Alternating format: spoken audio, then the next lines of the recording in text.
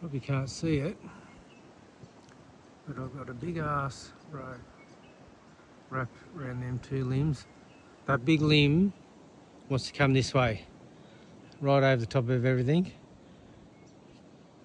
That tree there. Look at that, there's a horrible fault running right down through that. And that's what'll kill you. Because you get... So it's 2 links of the chain at a time, and we're now getting some serious tension on this. It's a very ingenious technique.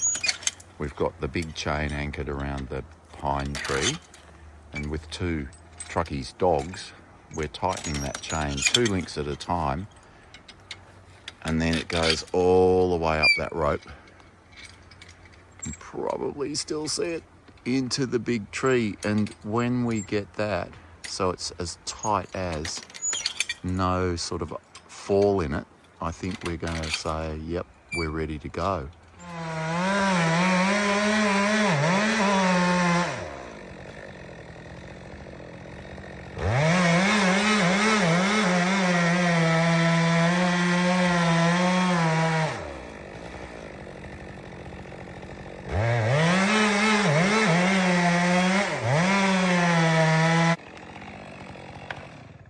She's starting to go. Oh, she's going.